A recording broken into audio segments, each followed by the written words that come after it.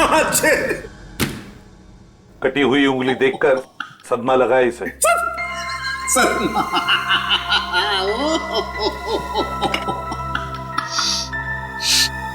नहीं सर, इसमें कोई लाफिंग गैस नहीं है। Laughing gas?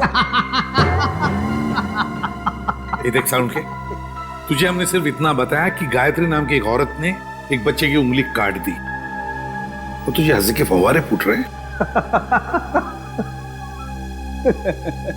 यार सिर्फ इतना ही कहा है ना कि ये उंगली शायद 5-6 दिन पहले काटी गई है, क्योंकि सही सलामत है, सड़ना शुरू नहीं हुई है। उंगली तो ठीक है, लेकिन ये फॉर्मेल्डिहाइड का क्या? फॉर्मेल्डिहाइड का क्या? हाँ क्या? ये देखो, रिपोर्ट पढ़ो फॉर्मेल्डिहाइड की। क्या? फॉर्मेल्डिहाइड सॉल्यूशन 6 साल पुराना है? 6 साल? पंकज क्या हुआ? लगता है फॉर्मल्डिहाइड पी गया इसे। सर, इसने अभी अभी कटी हुई उंगली का फॉर्मल्डिहाइड सूंघा है। सालूम के साहब ने सूंघा, सालूम के साहब गए। पंकज ने सूंघा, पंकज आया। अब तुम भी सूंघ लो। नहीं सर, मेरी वाइफ ने कहा है हंसना मना है। सालुंके सर, हमें इतना बेवकूफ मत समझिए। ये फॉर्मल्डिहाइड भले 6 साल पुराना हो, मगर इसकी कटी हुई उंगली थोड़ी 6 साल पुरानी होगी। फॉर्मेल तो क्या और नहीं तो क्या? ऐसा नहीं हो सकता कि इस गायत्री के पास 5-6 साल पुराना फॉर्मेल्डिहाइड हो जिसमें उसने ये उंगली रख दी। क्यों? अब चुप क्यों हो गए? अरे यार वो क्या जब का है? फॉर्मेल्डिहाइड 6 साल पुराना तो उंगली भी 6 साल पुरानी हो गई। देखो बॉस, वो जो चिट्ठी गायत्री ने भेजी है ना, उस चिट्ठी पर जो स्याही है, मैं उस स्याही के अंदर घुसूंगा और पता चल जाएगा। आओ। ये लो, सालू के सब अब चींटी बन के दिखाएंगे। कैसे? कुछ पी जाएंगे और क्या, चींटी बन जाएंगे? ओ, अगर चींटी नहीं बनेंगे तो इनके अंदर घुसेंगे कैसे, है ना? चल, ये है क्रोमेटोग्राफ। लाइट वहां से निकलेगी और इस जाली पर पड़ेगी। ये खास किस्म की जाली। यहां पर लाइट का एक स्पेक्ट्रम बनेगा। लाइट हो जाएगी सतरंगी और इस फिल्टर पर पड़ेगी। ये खास किस्म का फिल्टर है, जहां से सिर्फ एक खास किस्म की लाइट की रेज ही इस चिट्ठी पर पड़ेगी जो गायत्री ने लिखी, और वो लाइट इस चिट्ठी पर जो स्याही है, उस स्याही के अंदर घुस जाएगी। उस लाइट की वजह से इस स्याही के छोटे छोटे कण अचानक गर्म होना शुरू हो जाएंगे और उन कणों की उछल कूद यहां पर दिखाई देगी। और ये इस कंप्यूटर के साथ जुड़ा हुआ है।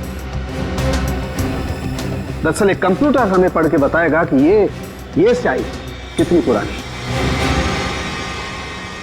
सालुंके, तेरा फिजिक्स का लेक्चर पूरा हुआ? हाँ। हम कहानी शुरू करें? जरूर।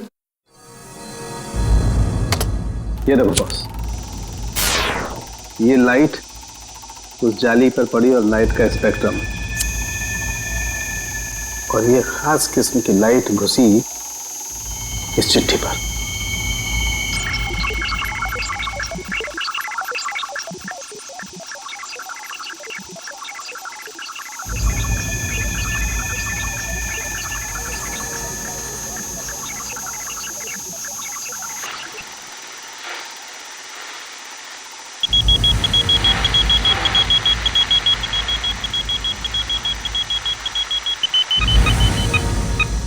साल बस गायत्री ने चिट्ठी 6 साल पहले भेजी। गायत्री ने चिट्ठी लिखी 6 साल पहले और चिट्ठी पहुंची अब 6 साल बाद। सर, 6 साल पहले कटी हुई उंगली आज मिली। सर, न जाने इन 6 सालों में इस बच्चे के साथ क्या क्या हुआ होगा। हाँ, 12-13 साल का तो हुआ होगा बच्चा। सर, इस गायत्री को हम ढूंढ निकालेंगे। गायत्री को भी और उस बच्चे को भी। बरुणपुर जाने का इंतजाम करो।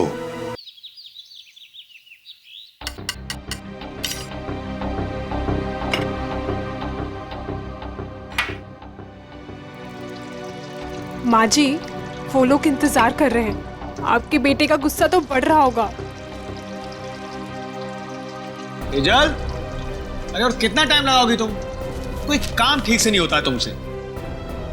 देखिए ना माँ जी, मेरे तो हाथ पांव फूल रहे हैं। तुम घबराओ मत, मैं हूं ना।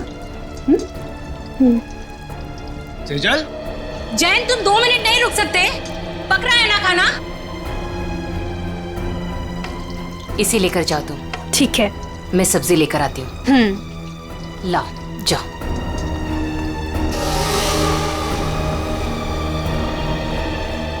थैंक गॉड, आज खाना तो ठीक वक्त पर आ गया।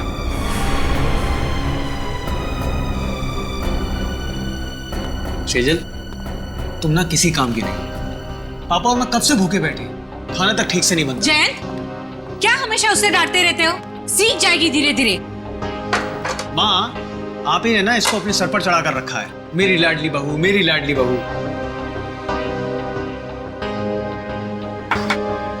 घबराओ मत, मैं हूं ना।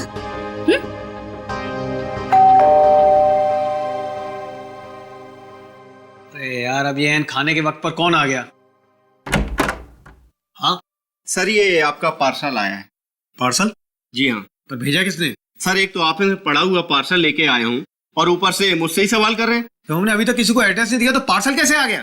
अरे भाई 4 दिन हुए हमें यहाँ पर आए हुए, पार्सल कैसे आ सकता है? अरे बेटा, पार्सल पे नाम किसका है वो तो देखो। अरे माँ, नाम ही तो सफाचट है। ये लीजिए अपना पार्सल, चाहे आप इसे रखिए चाहे इसे फेंक दीजिए, आपकी मर्जी। और ये लीजिए, यहाँ पर साइन कर दीजिए। पापा, इसके अंदर तो कुछ अजीब सी चीज है।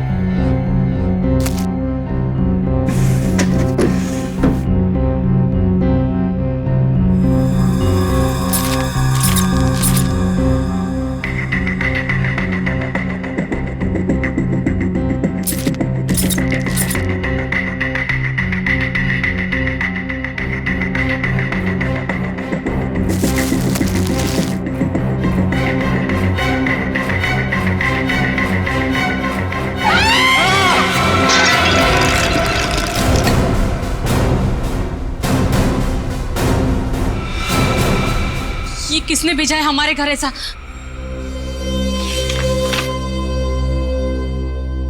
चिट्ठी? आपको ये चिट्ठी इसलिए लिख रही हूं कि आपको बता सकूं कि आप कितने बड़े जल्लाद हैं। आपको जला देना चाहिए, गोली मार देनी चाहिए और नरक में सड़ाना चाहिए। जो आप मुझसे करवा रहे हैं वो गलत है। मैंने कर जरूर दिया है और आपको इस चिट्ठी के साथ भेज रही हूं।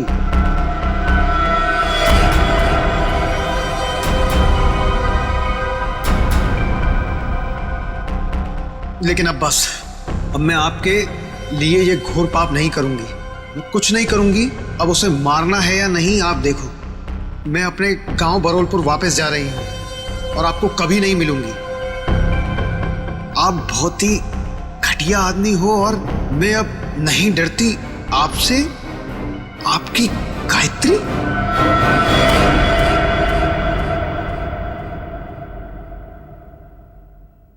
कौन है ये गायत्री? हाँ? देखो सेजल, मेरे ऊपर ये कोई गलत इल्जाम है। मैं नहीं जानता ये गायत्री कौन है। मेरे होते हुए कौन तुम्हारी गायत्री? और ये तोहफा दिया है तुम्हारी गायत्री ने तुम्हें? हाँ?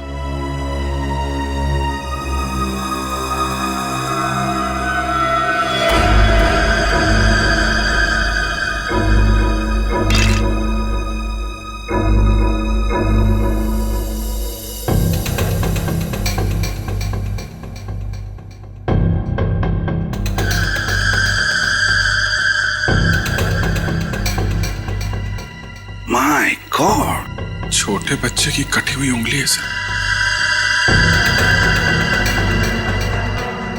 फॉर्मल्डिहाइड में रखी है, लगता है 5-6 दिन पुरानी होगी सर। उंगली काट के भेजा है, मतलब ब्लैकमेलिंग किडनैपिंग का केस लग रहा है सर।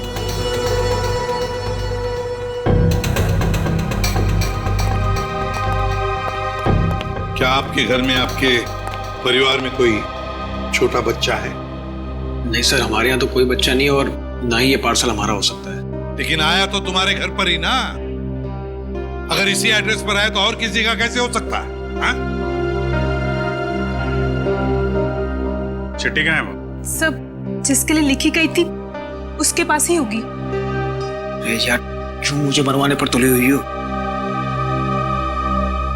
सर, चिट्ठी।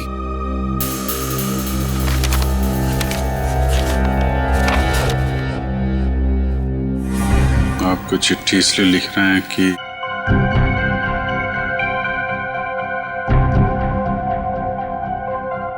बहुत ठीक घटिया आदमी हो, और मैं नहीं डरती आपसे। आपकी गायत्री। सर, हमें नहीं पता ये चिट्ठी में ये लड़की क्या बात कर रही है, और हम गायत्री को नहीं जानते। सर, जिसे ये पार्सल मिलने वाला था उसका नाम तो लिखा था, मगर अब इसे पढ़ पाना बड़ा मुश्किल है। अच्छा, हाँ ठीक है, पता तो लगा ही लेंगे। लेकिन इस गायत्री ने एक छोटे बच्चे की उंगली काट कर यहां भेजी है आपके पास, और तुम लोग कह रहे हो कि तुम्हें कुछ पता नहीं ये गायत्री कौन है? तो क्या उसके सपने में आया ये आप लोगों का एड्रेस? मैं आपसे कह रही थी ना, ये घर मत खरीदो मत खरीदो, देखा भी क्या हुआ। तो क्या आप लोगों ने ये घर खरीदा है? कब खरीदा? सर, हम तो 4 दिन पहले ही यहाँ पर शिफ्ट हुए हैं। सर, कहीं ये पार्सल पहले वाले के लिए तो नहीं? कौन रहता था यहाँ पे? मेरा नाम धनराज है। 30 लाख तो क्या, तुम्हारे इस निकम में बेकार पति को मैं 30 फूटी कौड़ियां भी दे दूं। अब पापा क्या क्या बोले जा रहे हो आप? सोच भी रहे हो? सोहन इस घर के दामाद है, मेरे पति है। जैसे कि हीरा ढूंढ के लाई। एक तो मेरी मर्जी के बगैर शादी की, ऊपर से ये घर जवाई लाके बिठा दिया यहाँ पर। बस पापा, अब आप शांत हो जाइए, मत लगिए इनके मुंह। वैसे भी आपका ब्लड प्रेशर बढ़ा हुआ है। और मोनिका, तुम दोनों भी जाओ यहां से। अब क्या हम अंदर आ सकते हैं? जी, आप लोग? हम लोग सीआईडी से हैं। सीआईडी? जी हाँ। कहिए। आपका जो पुराना घर है जिसे आपने मिस्टर जयंत को भेजा है, वहां पे एक पार्सल आया है, उसके बारे में कुछ पूछताछ करनी है। भगवान, उंगली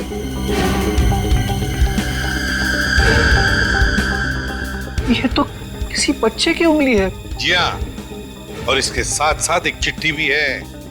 किसी गायत्री ने लिखी है चिट्ठी।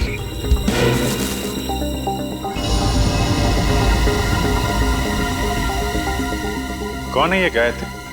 सर, हमारे तो पूरे खानदान में कोई दूर दूर तक गायत्री नहीं है। सर, हमारे परिवार में कोई बच्चा नहीं है जिसकी ये उंगली है। बिना जान पहचान के कोई यूं ही ऐसी चिट्ठी भेज देगा क्या? चल, कोई बात नहीं, हम पता लगा लेंगे कि गायत्री ने चिट्ठी लिखी किसको और ये बच्चा है कौन। यार, कब तक इसका पहरा देते रहेंगे? जब तक बॉस पैसा देता रहेगा तब तक।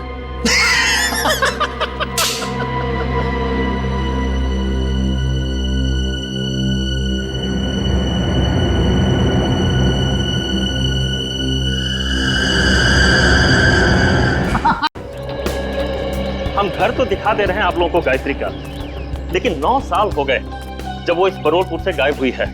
गायत्री के माँ बाप किसी से उसके बारे में कोई बातचीत नहीं करते हैं। इतना तो बता सकते हैं कि अभी वो कहाँ है, किसके साथ है?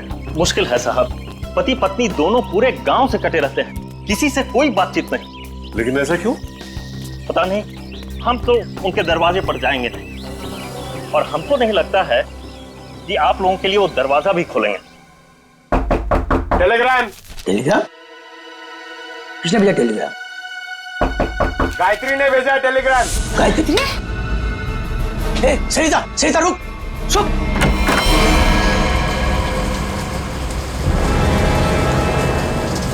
कौन है भैया आप लोग? हम लोग सीआईडी से। सीआईडी से? और आपकी बेटी गायत्री को ढूंढते ढूंढते मुंबई से यहाँ आए। मुंबई से? पर गायत्री तो मुंबई में ही है, वो आपको वहां नहीं मिली? उसके इस चिट्ठी के हिसाब से तो 6 साल पहले आपकी बेटी गायत्री को यहाँ बोरलपुर में 6 साल पहले आना चाहिए था। जब लेटर लिखा था तो आई क्यों नहीं अभी तक?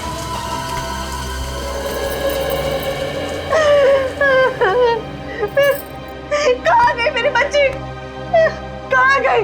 कहाँ गई मेरे बच्चे? देखिए, आप लोगों को गायत्री के बारे में जो कुछ भी मालूम है हमें बताइए, हम उसे ढूंढ निकालेंगे। हो सकता है वो किसी परेशानी में हो। हाँ? वो मुंबई में कहाँ रहती थी? पता नहीं साहब, मेरी गायत्री 18 साल की थी तो भागे मुंबई चली गई। वो हम लोगों ने उसको मुंबई नहीं छोड़ दी। अचानक एक दिन उसने फोन किया कि उसने वहां किसी के साथ शादी कर ली। पूरे गांव के सामने हमारी इज्जत को मिट्टी में मिला दिया। ये बात है कब की? करीब 7 साल पहले की। उसके बाद आप लोगों का उनसे कोई संपर्क नहीं हुआ? एक बार उसने फोन किया था। उसने बताया कि वो बहुत बड़ी मुसीबत में फंस गई है। पर साहब, हम यहाँ से क्या कर सकते हैं? कैसी मुश्किल? पता नहीं साहब, वो खुद फोन करके ये बोलती थी, पापा मैंने आगे की परेशानी मोल ले ली है। जिसके लिए उसने ये चिट्ठी लिखी थी उसी ने मुसीबत में डाल रखा होगा उसे। किस नंबर से फोन करती थी वो आप लोगों को? किसी दुकान से फोन आता था साहब, फिर अचानक फोन आना ही बंद हो गया मेरी बेटी का। तो आप लोगों ने पता करने की कोशिश नहीं की कि उसने फोन करना बंद क्यों किया? साहब, हमने कई बार वहां फोन किया और एक दिन दुकानदार ने बताया कि वो मैडम अब यहाँ पे नहीं आती, शायद वो मोहल्ला छोड़कर चली गई। तो आपने उसे ढूंढने की कोशिश नहीं की? नहीं मैडम। अच्छा, गायत्री के पति के बारे में कुछ पता है आपको? कोई पता नहीं साहब पति के बारे में। अच्छा, गायत्री का एक बेटा भी था ना? नहीं साहब, उसका कोई बच्चा नहीं था, वरना क्या वो अपनी माँ को नहीं बताती? ठीक है, आप हमें उस दुकान का नंबर दीजिए और गायत्री का फोटो भी हम पता कर लेंगे। ये क्या है तेरे को बच्चे को तैयार करने में इतना समय लगता है? अरे आ रहा हूँ भाई, नए कपड़े पहना रहा हूँ। ठीक है, जल्दी आ। पता नहीं यार ये बॉस को भी क्या हो जाता है, हर महीने में एक नया कपड़ा पहनाकर उसका फोटो खींच के भेजने को कहते हैं। कमाल है। चल ना, ले तैयार हो गया। बेटा क्यों रो रहे तू? ये अंकल ने मुझे मारा। बेटा मत रो, अंकल को हम बाद में खूब मारेंगे। अब स्माइल दे, एक फोटो निकाल लेता हूं तेरा। सर, पिछले 15 साल से हम धनराज के पड़ोसी थे। सर, हम उसकी रग रग को जानते हैं। सर, उसने जरूर कुछ गड़बड़ किया होगा, तभी तो अपना घर वो कोड़ियों के भाव बेचकर भाग गया। तो ये कुमार जी मोहल्ले में पूरी बात बताते समय घबरा रहे थे तो इनको यहाँ ले आए। सर, हम मोहल्ले में उनके बारे में कुछ बोल नहीं सकते थे क्योंकि बड़े खतरनाक लोग हैं सर, वो हम सबकी जान भी ले सकते थे। हाँ सर, उसका बदमाश दामाद सोहन और वो खुद बुढ़ा धनराज, अगर वो डस भी है ना सर तो कोई पानी ना मांगे। अच्छा, ऐसा क्या किया उन्होंने आपके परिवार के साथ? सर, उनको समझना बहुत मुश्किल है, बहुत घटिया लोग हैं सर, एक नंबर के क्रिमिनल है सर। मेरी बेटी की हालत देखिए ना सर, धनराज के बेटे ने इसकी जिंदगी खराब कर दी। रणवीर ने? नहीं सर, हम रणवीर की बात नहीं कर रहे हैं, उसका छोटा बेटा अमन की बात कर रहे हैं सर।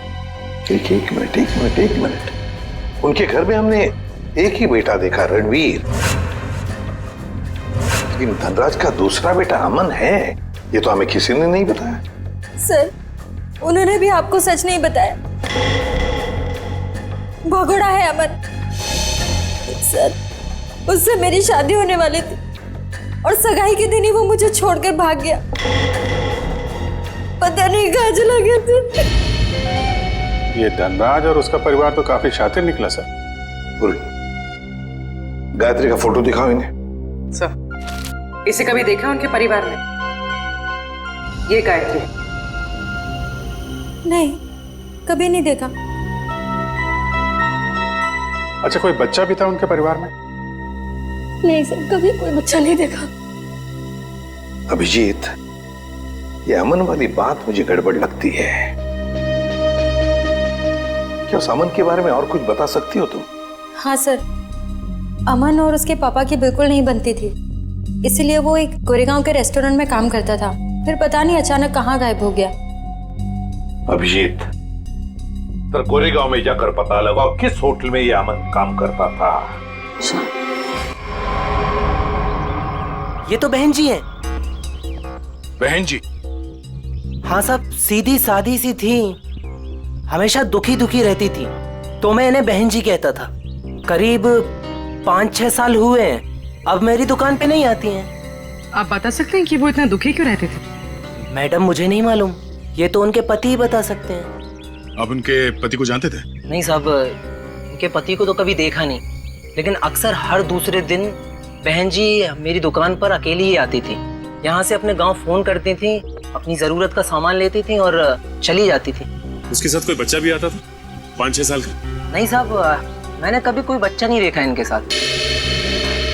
अच्छा, ये बहन जी रहती कहाँ पर थी? साहब अगर मुझे इनके घर का पता मालूम होता तो मैं अपने उधार के 2500 रुपए वसूल नहीं कर लेता इनसे। सर अगर ये गायत्री हर दूसरे दिन यहाँ फोन करने आती थी तो इसका मतलब तो यही है ना कि कहीं आसपास ही रहती होगी।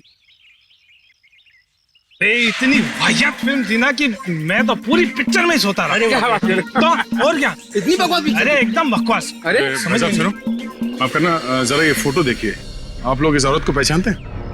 भाई साहब आप किसी और से जाके पूछ लीजिए ना, आप देख नहीं रहे हम लोग बातचीत कर रहे हैं। अरे भाई साहब 1 मिनट फोटो देख लोगे तो क्या जाएगा आपका? क्यों भाई, जबरदस्ती है बताना। अब जबरदस्ती समझो या फिर मजबूरी, जरा ये फोटो देख के पहचानिए। हम लोग सीआईडी से।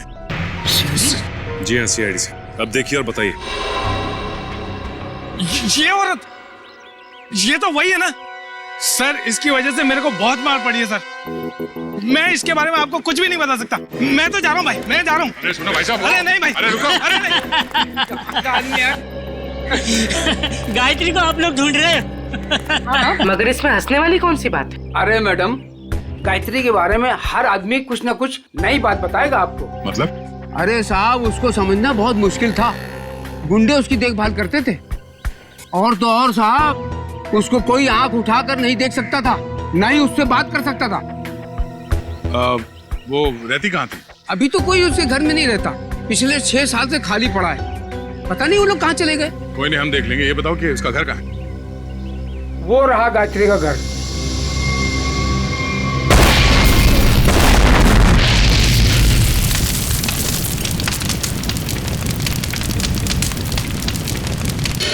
ये तो अमन साहब हैं सर। ये बहुत पहले यहाँ पर मैनेजर होते थे सर, बहुत खड़ूस थे ये, 1 सेकंड चैन से नहीं बैठने देते। अच्छा ठीक है ठीक है। उनके बारे में हमें कुछ और बता सकते हो? हाँ साहब, सुना है कि इनके पिताजी के साथ इनकी बिल्कुल नहीं बनती थी, इसीलिए वो इतने बड़े बाप की औलाद होने के बाद भी यहाँ काम करते, और फिर किसी रईस लड़की से उन्होंने शादी कर ली और फिर शायद वो बेंगलोर चले गए। और क्या सर, करीब 6 साल पहले एक कार एक्सीडेंट में वो, उनकी पत्नी और उनका बेटा मारे गए। तीनों मार गए? सर सुना तो ऐसा ही था। उनकी पत्नी का नाम गायत्री था क्या? नहीं सर, गायत्री तो नहीं था, नाम तो कुछ और था सर। पहले याद था पर अब याद नहीं आ रहा। मैं तुमने बताया उनका बेटा भी था? हाँ सर, करीब 5-6 साल का था जब वो एक्सीडेंट हुआ था। Thank you very much. वो उंगली 5-6 साल पहले की कटी हुई है, किसी 5-6 साल के बच्चे की है, और अमन के बेटे का एक्सीडेंट भी 5-6 साल पहले हुआ था, और वो चिट्ठी भी 5-6 साल पहले लिखी है।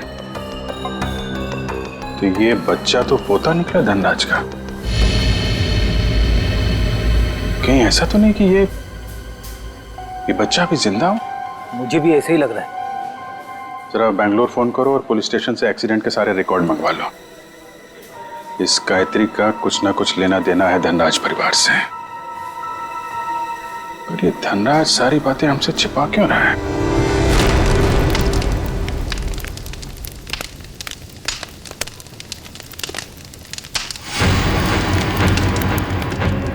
क्या टाइमिंग थे? हम लोग यहाँ गायत्री के घर पहुंचने ही वाले थे कि किसी ने यहाँ पे बॉम्ब ब्लास्ट कर दिया। सर ये ठंडे बस्ते में पड़ा हुआ मामला नहीं लगता है। लगता है बच्चा अभी भी जिंदा है और ये मुजरिम हम पे नजर रखे हुए था, इसीलिए उसे पता लग गया कि हम गायत्री के बारे में पूछताछ कर रहे हैं। हाँ, मगर ऐसी क्या चीज थी यहाँ जो मुजरिम चाहता था कि हमारे हाथ न लगे? ये घर सालों से बंद पड़ा है, गायत्री यहाँ पे रहती भी नहीं है, फिर ये धमाका करने की क्या जरूरत थी? जरा देखो आसपास, देखो कोई सुराग मिलता है।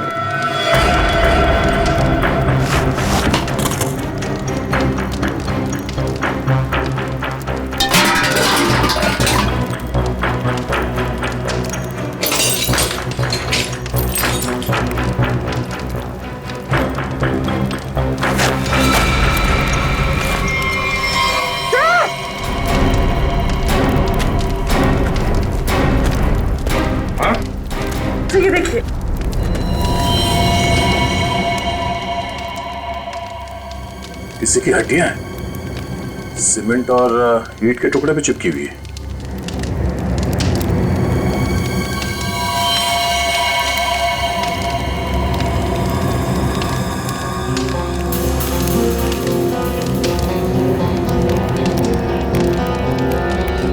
इतनी सारी हड्डियां, लगता है यहाँ पे किसी की लाश को गाड़ दिया गया था और उस कंकाल को नष्ट करने के लिए ब्लास्ट किया गया है। तो मतलब मुझे ही नहीं चाहता था कि कंकाल हमारे हाथ लगे। एक काम करो, ये जितनी भी हड्डियां सब उठा लो और लाश की खोपड़ी भी ढूंढो, यहीं कहीं होनी चाहिए आसपास।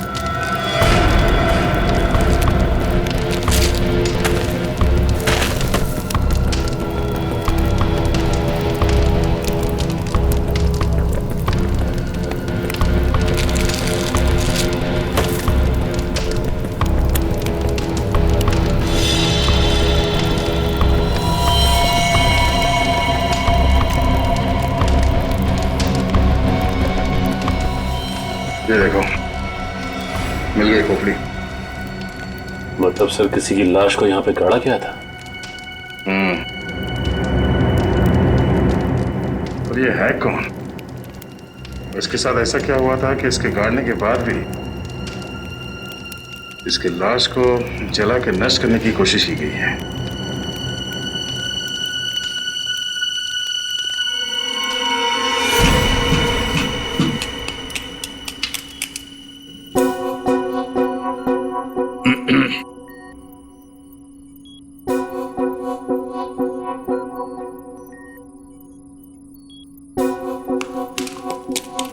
सालुंखे, तू एक एक हड्डी निकालते रहे ना, हम यहाँ खड़े खड़े भजन करते हैं। हाँ? बॉस आप वक्त से पहले आकर के खड़े हो गए मेरे सर पे। ये हड्डियां किसकी है बता? ये हड्डियां एक लड़की की है। सर गायत्री के घर में लड़की की हड्डियां? कहीं कहीं ये हड्डियां गायत्री की तो नहीं? पता नहीं गायत्री की हैं या नहीं है, ये तो तभी पता चलेगा जब हम इस खोपड़ी पर चेहरा बना लेंगे।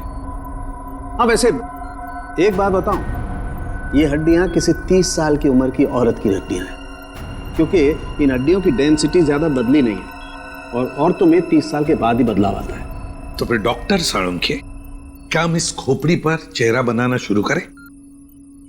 क्यों नहीं?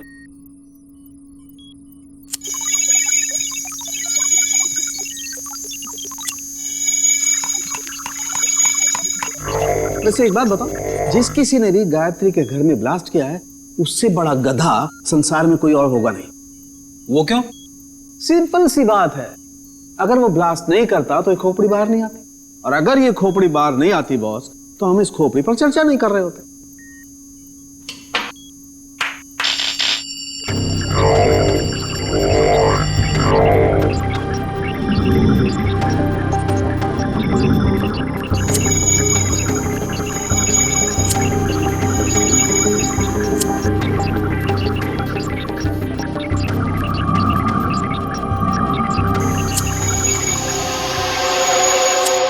वैसे इसको थोड़ा वक्त लगेगा बॉस, कंप्यूटर को हर काम सोच समझ के करना पड़ता है, कहीं चेहरा गलत ना बन जाए।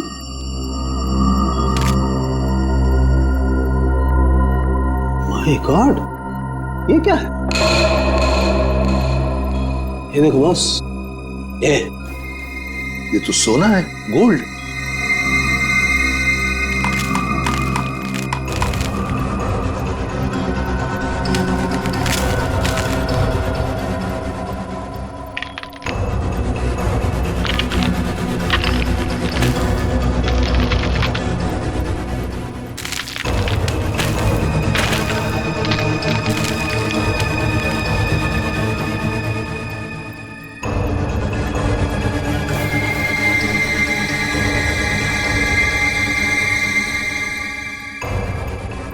ये देखो बॉस, ए फॉर एप्पल, यार ए फॉर अमन। हाँ, चेहरा बन गया बॉस। गायत्री, सर गायत्री के घर में घुस के किसी ने उसे मार दिया और उसे अपने घर में गाड़ दिया, और गायत्री ने उस बच्चे की उंगली काट कर फेंक दी। और हुआ क्या उस बच्चे का?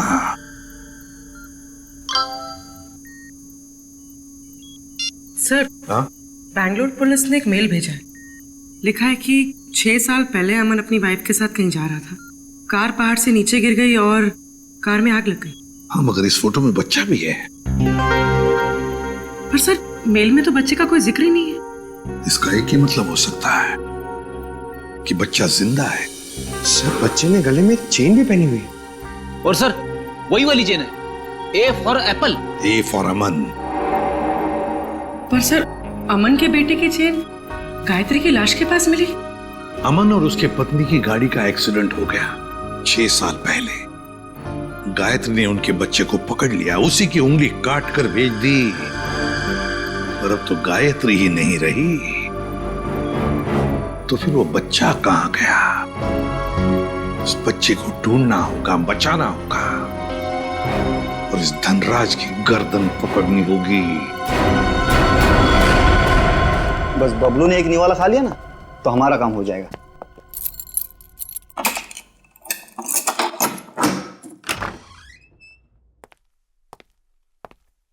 बबलू बेटा, ले बेटा खाना खा ले।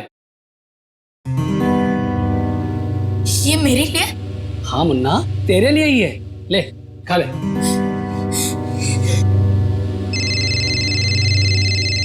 बॉस? हाँ बॉस। हाँ बस निकल ही रहे। हाँ बॉस, आपका काम हो गया बॉस। चल निकल। चल। धनराज जी, क्या कह रहे थे आप लोग कि आपको उंगली के बारे में कुछ पता नहीं? गायत्री कौन है किसी को कुछ नहीं मालूम। आपके पूरे परिवार में कोई बच्चा है ही नहीं, तो फिर क्या ये झूठ पे झूठ बोलते रहे आप। आपको मालूम था वो उंगली किस बच्चे की है। आप जानते थे गायत्री ने एड्रेस लिखने में कोई गलती नहीं की। आपने ये बताना जरूरी नहीं समझा कि आपका एक और बेटा था अमन, जिसका एक 5-6 साल का बच्चा है? क्यों?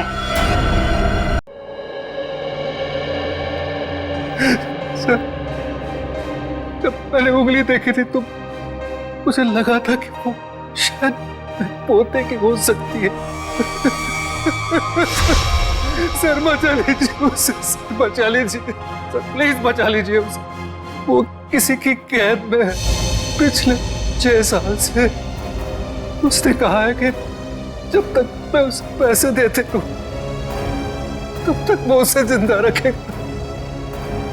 सर उसने मुझे धमकी दी है कि अगर मैं किसी को बताऊं तो मेरे बबलू को मार देगा।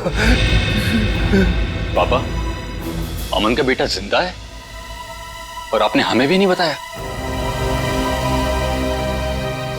मैं नाराज था अमन से। उसने भी मेरे मर्जी के खिलाफ शादी की थी, पर 5 साल के बाद उसका मुझे फोन आया और उसने माफी मांगी, तो मैं किसी को बिना बताए बेंगलोर चला गया। फिर पोते बबलू को गले लगाया, उनको घर वापस आने को कहकर मैं वापस आ गई। मुझे क्या पता था कि वहां से आते आते उनका एक्सीडेंट हो जाएगा। लेकिन बबलू उस एक्सीडेंट में बच गया है ना? मुझे लगा था कि उन दोनों के साथ बबलू भी नहीं रहा, पर एक दिन किसी आदमी का मुझे फोन आया।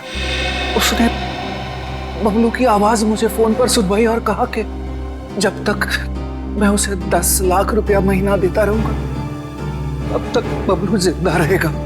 आपको ये कैसे लगता था कि उन्होंने बबलू को जिंदा रखा होगा? सर वो हर महीने मुझे बबलू के फोटोग्राफ्स भेजता रहा सर। 1 मिनट, ये लीजिए सर।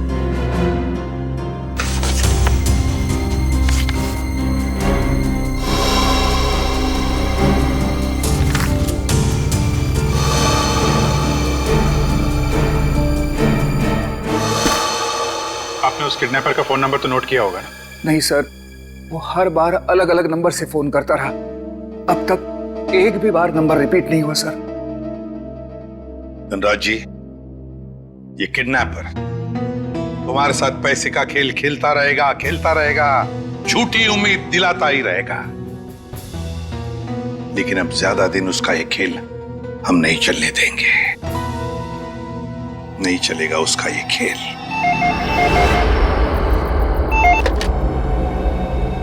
हेलो धनराज जी, मैं सोच रहा हूँ कि आपका पोता मैं लौटा दूं। ओह, तुम हो? भगवान तुम्हारा भला करे। प्लीज मेरे पोते को लौटा दो। हम भगवान के भरोसे पे नहीं रहते। तुम हमारा भला करोगे और हम तुम्हारा। हाँ हाँ, मैं हमेशा की तरह पैसे लेके आऊंगा। बोलो कहाँ आना है? अभी आता हूँ। नहीं, अभी नहीं, कल सुबह ठीक 7 बजे कल्लू गैरेज, और इस बार 10 करोड़ लेकर आना। 10 करोड़? हाँ, 10 करोड़। पर इतने सारे कैश पैसे मैं कहाँ से ले आऊंगा? इसीलिए तो 12 घंटे का समय दे रहा हूँ ना। और सुनो, कोई चालाकी नहीं, वरना अपने पोते से हमेशा के लिए हाथ धो बैठोगे। नहीं नहीं, प्लीज कुछ भी मत करना मेरे पोते को। मैं पहुंच जाऊंगा, 7 बजे के पहले ही पहुंच जाऊंगा। Hello hello hello.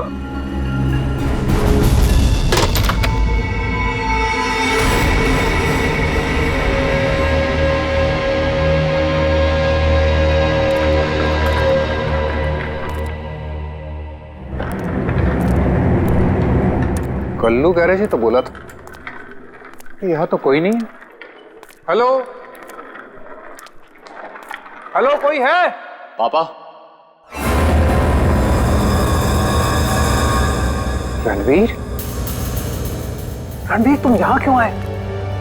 पापा, मैं आपको किडनैपर से अकेले मिलने कैसे आने देता? रणवीर, तुम्हें पता है उसने कहा था कि मैं अकेला ही यहाँ। अगर उसने तुम्हें देख लिया तो वो बबलू को कुछ भी कर सकता है। रणवीर जाओ, भागो, तुम भागो।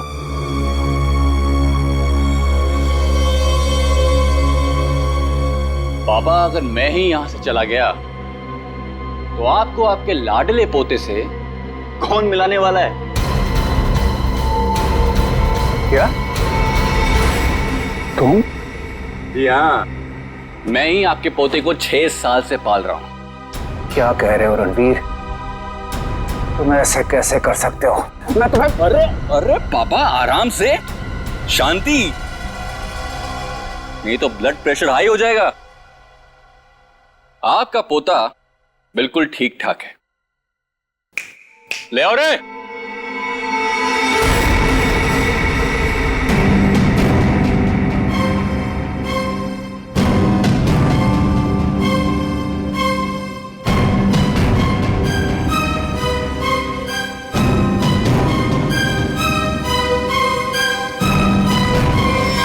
बबलू, दादाजी,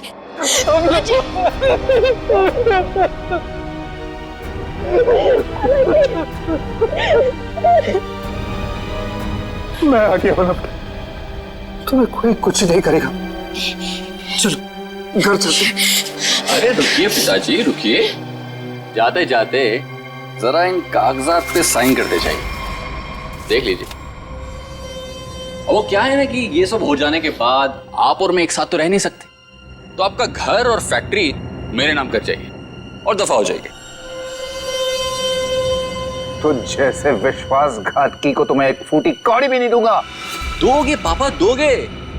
जब आप बिना देखे अपने पोते के लिए करोड़ों रुपए दे सकते हो, तो देखने के बाद तो इतना दे ही दोगे। नहीं मिलेगी, एक फूटी कौड़ी भी नहीं मिलेगी। अच्छा, देखते। क्या कर रहे हो? सोच लीजिए। दादाजी नहीं। मैं बुढ़े साइन कर, दोबारा मौका नहीं दूंगा।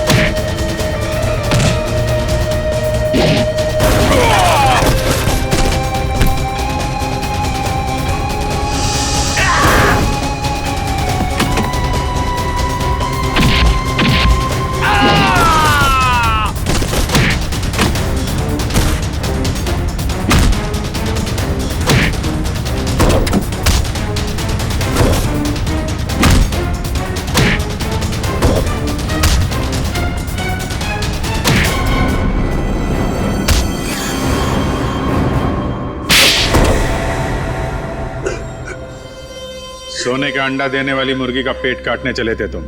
सारे अंडे एक साथ चाहिए थे, हैं? धनराज जी को फोन करके यहाँ बुलाना तुम्हारी सबसे बड़ी गलती थी। गायत्री ने वो चिट्ठी इसी जल्लाद के लिए लिखी थी। इसने शादी की थी उससे। अब बता, क्यों किया तूने ये सब? कोई औलाद नहीं थी इनकी, तभी इन्होंने मुझे गोद लिया था। लेकिन फिर अमन के हो जाने के बाद मैं इन पर बोझ बन के रह गया था। रणवीर, मैंने तुम्हें कभी अमन से कम नहीं समझा बेटे। झूठ बोल रहे हो तुम। अमन ने इनकी मर्जी के बगैर शादी की थी और वो घर छोड़ के चला गया। तो मुझे लगा शायद अब मुझे मेरा हक मिल जाएगा, लेकिन नहीं, सुलह करके आ गया उसके साथ। इसलिए तुमने अमन को एक्सीडेंट में मरवा दिया? हाँ, लेकिन उस एक्सीडेंट में अमन का बेटा अंकित बच गया था। लेकिन मैंने सोचा कोई बात नहीं, इसी बच्चे के जरिए मैं इस पैसे के पुजारी से पैसा निकलवाता रहूंगा और एक दिन इनको कंगाल बना दूंगा। गायत्री तो तुम्हारी पत्नी थी, उसको क्यों मारा? सर, मुझे लगा वो अंकित को मेरे हिसाब से संभाल लेगी, लेकिन नहीं, उसे उस पर दया आने लगी। मेरे इतने दबाव देने के बाद ही उसने इसकी एक उंगली काटी थी और उसके बाद मुझे धमकाने लगी। कहती है कि अंकित को जल्दी से घर छोड़ दो वरना मेरा भांडा फोड़ देगी, मेरा, अपने पति का। इसलिए तुमने उसे भी मार के वहां घर में गाड़ दिया? हाँ, क्योंकि मैं नहीं चाहता कि मेरी तरफ आराम से आने वाले पैसों के बीच में कोई भी रुकावट बन जाए। रुकावट तो आनी ही थी रणवीर। जुर्म के रास्ते में रुकावट डालने और मुजरिम को उसके अंजाम तक पहुंचाने के लिए सीआईडी बनी है। 3-3 खून करने और बच्चे की किडनैपिंग के जुर्म में जेल की सलाखों के पीछे सड़ना होगा जब तक फांसी का ऑर्डर नहीं आता।